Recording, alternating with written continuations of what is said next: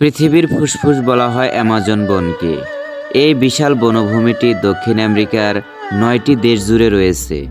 ব্রাজিলে প্রায় 60%, পেরুতে প্রায় 13%, কলম্বিয়া 10% এবং বাকি অংশ Bolivia, Ecuador, Venezuela, Guyana, Suriname ও ফরাসি গায়ানায় অবস্থিত।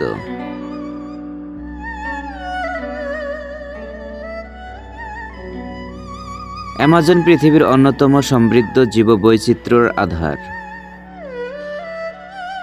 এখানে 1600 প্রজাতির গাছ, 1300 প্রজাতির পাখি, 430 প্রজাতির স্তন্যপায়ী প্রাণী এবং প্রায় 25 লক্ষ প্রজাতির কীটপতঙ্গ রয়েছে।